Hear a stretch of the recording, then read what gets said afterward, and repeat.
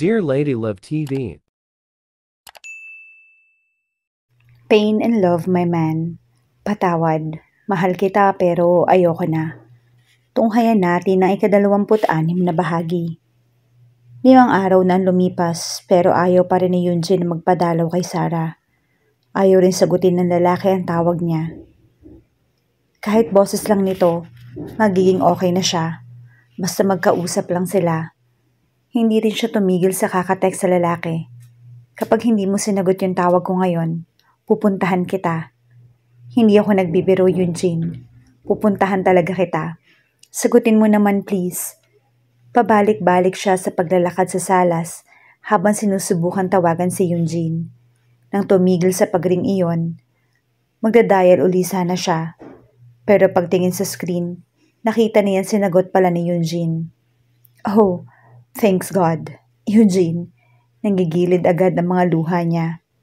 Kumusta ka na? Pero walang sagot galing sa lalaki. Hello, Yunjin? Wala pa ring sagot. Pero hindi naman napuputol ang tawag. Right. Ang sabi lang naman niya ay sagutin ito. Hindi niya sinabi mag-uusap sila. Fine. Kumusta ka na? Sige, okay lang kahit hindi ka magsalita. Nakikinig ka naman, hindi ba? Huminga siya ng malalim. Hindi ako magpapanggap na naiintindihan ko kung bakit hindi mo ako gustong makita. Kasi hindi ko talaga naiintindihan. Tumawa siya ng pagak. Nung nasa ospital ka pa, habang nasa loob ka ng operating room, pakiramdam ko para akong mamamatay. I've never experienced that kind of fear in my entire life. Sa sandaling yon, na-realize ko kung gaano ka talaga kahalaga sa akin. Ikaw, Yunjin, ikaw ang pinakamahalagang tao sa buhay ko.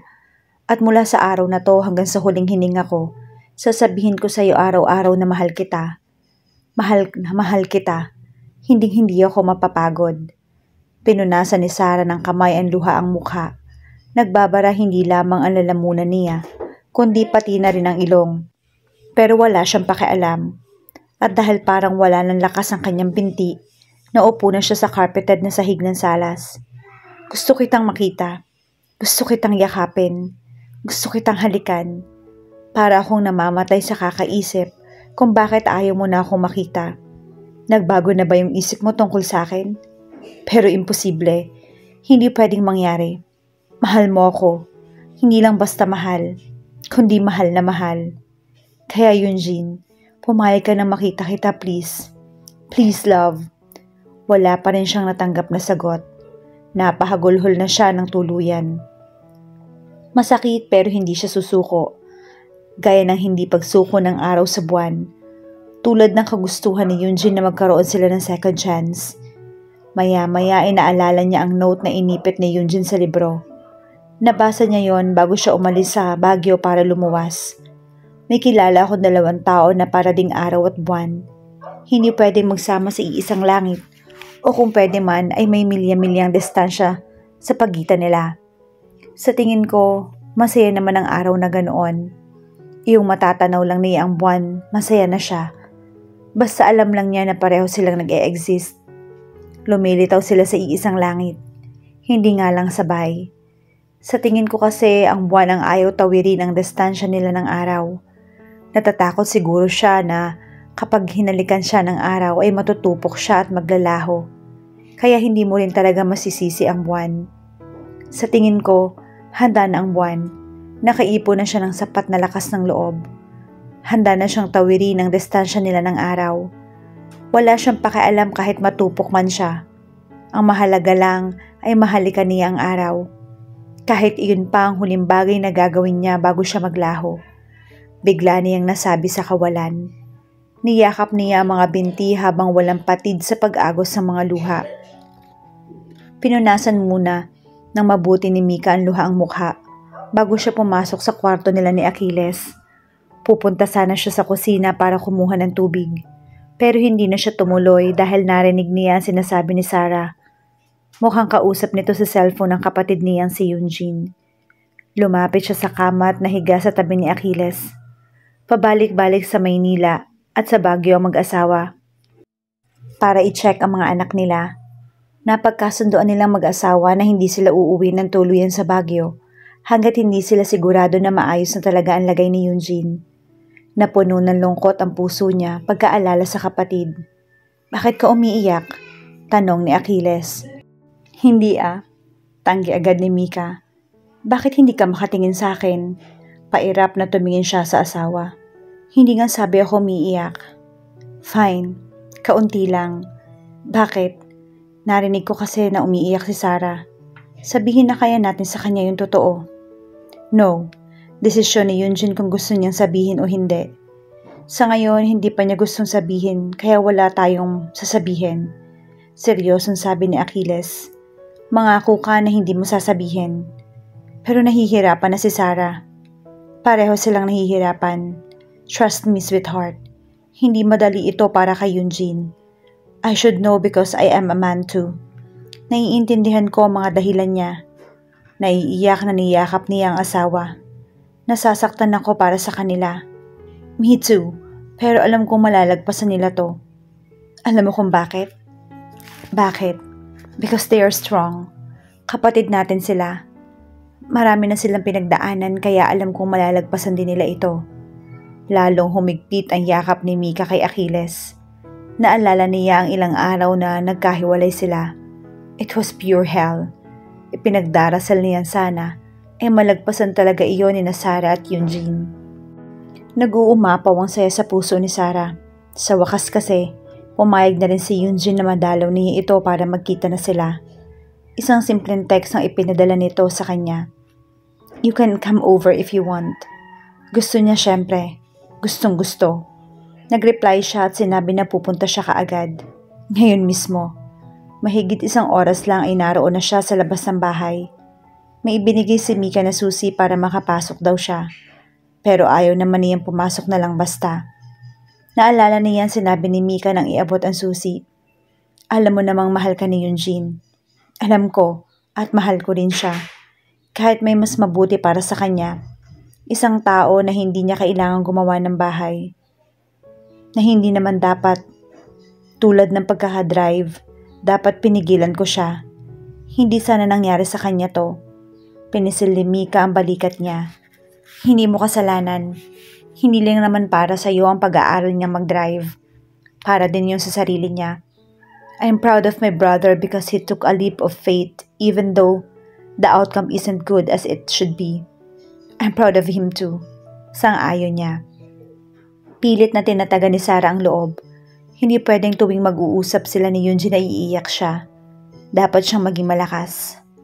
Tumango si Mika. "Yung araw na naaksidente siya may ipinakita siya dapat sa'yo. Baka kasi makita mo sa bahay." Sinabi nga ni Eugene na may sorpresa ito. "Ano yon?" "Bookshelf. May bookshelf na ginawa si Eugene para sa'yo. Ako yung nagsuggest nung tanungin niya ako kung anong kayang regalo ang pwede niyang ibigay sa'yo. Ayaw niyang bumili ng gawa na, so he made one for you." May nakalawang luha mula sa mga mata niya, pero maagap niyang pinahid iyon. Huminga ng malalim si Sarah. Hindi siya iiyak. Dapat maging masaya siya dahil magkikita na uli sila ni Eugene. Kumatok muna siya bago tinawag ang lalaki. "Eugene? Eugene, nandito na ako." Pagkalipas ng ilang minuto at hindi pa rin ito sumasagot, napilitan siyang gamitin ang susi na ibinigay ni Mika. Pagpasok sa loob ng bahay, lalong tumindi ang pagkasabik niya na makita si Eugene. "Eugene? Eugene?" Habang tinatawag ito, tuluyang pumasok si Sarah sa loob ng bahay. Pagtuntong sa sala ay natigil siya sa paghakbang. Nakaupo si Eugene sa study table at mukhang may binabasa. Hindi nakaligtas sa mga mata niya ang bookshelf na naroon sa isang sulok. Walang duda na iyon ang bookshelf na nabanggit ni Mika. Bukod sa walang nakalagay na libro, ay wala namang gaanong bookshelf sa bahay na yon. Lumapit siya ng husto sa lalaki hanggang sa nakatayo na siya sa tabi ng upuan nito. Pinagmasdan niyang mabuti ang kabuuan nito. Mula ulo hanggang paa at pabalik uli sa mukha. Paulit-ulit siyang umusal ng pasasalamat sa Diyos dahil ligtas ito at buo. Maliban sa peklat sa gilid ng noo dahil sa naging sugat. Gusto sana niyang haplusin iyon at tanungin si Eugene kung masakit ba. pero hindi niya maibuka ang bibig. Pinupuno niya ang puso ng damdamin habang nakatitig ito. Hindi lang saya ang hatid niyon. Yunjin was still so heartbreakingly handsome. He looked really well in his shirt and jeans. Medyo namayat ito pero ayos lang. Basta ang mahalaga, ligtas ito. Pilit niyang hinahanap yung boses. Yunjin? She wanted to hug him but his countenance was not very welcoming. Sinulyapan siya saglit na lalaki bago ibinalik ang tingin sa binabasa. Hindi ito nagsasalita. Alam ba nito na naroon siya? Nakita naman siya ng lalaki, hindi ba? Hindi siya sanay sa ganitong malamig na pakikitungo ni Yunjin. Kumusta ka na? Okay naman. Mas malamig pa yon kaysa noong hindi pa ito nagsasalita. Miss na kita. Hindi sumagot si Yunjin. Parang wala itong narinig. Nagsisimulang parang sumakit ang puso ni Sarah. Hindi nasagot ang mga tanong niya. Lalo lamang siyang nalilito. Galit ka ba sa akin, Yunjin? Tanong niya. May dahilan ba para magalit ako sa'yo? Wala naman. Walang kahit anumang emosyon ng boses ni Yunjin. Kahit ano. Wala. Kaya nga hindi ko maintindihan kung bakit ka ganyan. Hindi ka ba natutuwa na makita ako? Kasi ako, Yunjin, masaya ako. Ang dami-dami kong gustong sabihin sa'yo, pero hindi ko alam kung paano sasabihin dahil ganyan ka. Wala akong ginagawa. Ang sabi mo, gusto mo ako makita. Nangako si Sarah na hindi iiyak. Pero parang natitibag na ang tapang na iniipon niya. Galit ka ba sa akin dahil sa akin kaya ka nag-aaral mag-drive? If that's the case, then I'm sorry. Hindi kita sinisisi. Matigas na sabi ni Yunjin. Nagpakita rin ng emosyon ng lalaki pero galit naman. Nangangapa siya dahil hindi talaga niya alam kung tungkol saan ba iyon. Nakita ko yung sulat na iniwan mo sa puntod ng bibi natin. Lumunok siya bago ipinagpatuloy ang sinasabi. But I still love your mommy. I've never loved anyone but her. Nung nakita ko uli siya, nagkaroon na ulit ng kulay yung mundo ko. Hindi na black and white ang nakikita ko. I see colors again. I can smell again. I look forward to waking up each morning kasi alam ko na makikita ko uli siya. Tumingin siya kay Yunjin. Nung nabasa ko yon, na-realize ko na ikaw pa rin talaga ang gusto kong makasama sa kabila ng lahat.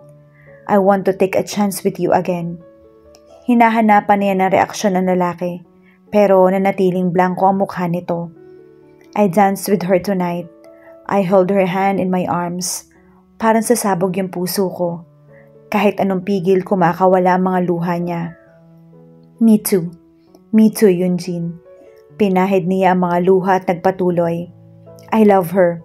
I am still in love with her. I don't think it's possible to fall out of love. Ibinaba niya ang sarili hanggang magpantay ang mga mukha nila. I love you too. Matigas ang mukha ni Yunjin. Gumagalaw ang mga panga na para nagpipigil ng galit. Dumadaloy na naman ang kanyang mga luha. Gustong gusto kitang yakapin ngayon, pero hindi ko sigurado kung papayag ka ba. Kung matutuwa ka ba o kung ayaw mo ba. Parang iyong huli ang sagot. Dahil ni ayaw niyang tingnan ng lalaki.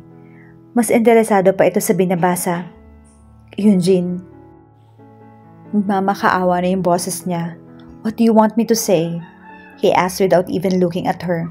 Kahit ano, na okay ka naman, na namiss mo rin ako, na mahal mo pa rin ako. Kahit ano, basta kausapin mo lang ako. Pero tikom pa rin ang bibig nito. Tumingin siya sa bookshelf. Para sa akin daw yung bookshelf na yon, sabi ni Ate Mika. Sa pagkakataong iyon, wumaling si Yunjin sa kanya. May galit sa mga mata nito. Ano pa ang sinabi niya sa'yo? Matigas nitong tanong. Ginawa mo daw yun para sa akin. Ano pa? Naniningkit ang mga mata nito. Yun lang naman. Bakit? May iba pa ba siyang dapat sabihin? Marahas na nag-iwas ang tingin si Yunjin. Ramdam ni Sarah ang nag-uumalpas na galit ng lalaki. Tumayo siya. Hindi ito ang Yunjin niya. Isang estranghero ang kausap niya ngayon. Maliban sa bookshelf, ano pa ba yung dapat kong malaman? Bigla niyang tanong. Nothing. Ngayong alam mo na para sa yung bookshelf na yan, pwede mo nang iuwi. Hindi ako interesado sa bookshelf. Ang gusto kong malaman ay kung paano na tayo, Yunjin. Paano tayo? Tumingin ito sa kanya. Pero blanko na uli ang ekspresyon nito. Pwede ka nang bumalik sa Baguio. Pwede mo nang ipagpatuloy yung buhay mo doon. Daig pa ni Sarah ang sinampal sa sinabi ni Eugene. Ganun lang? Pababalikin lang siya ng lalaki sa Baguio? Pagkatapos ng pagkarami-raming bagay na sinabi niya, na ang suma lang naman pala ng lahat ay talagang mahal niya ito at gusto niya magkaroon uli ng sila. Natawa siya. Sa simula ay mahina yun hanggang sa lumakas iyon ng lumakas. Nababaliw na siguro siya. Lahat ng yun, hindi pwedeng totoo. Kung hindi pa naginip ay nababaliw na siya. Go back to Baguio and bring your bookshelf. Automatikong tumigil siya sa pagtawa. Tuluyang napatid ng pisi ng pagtitimpi niya at pilit ang pangunawa sa lalaki. Hindi siya santa.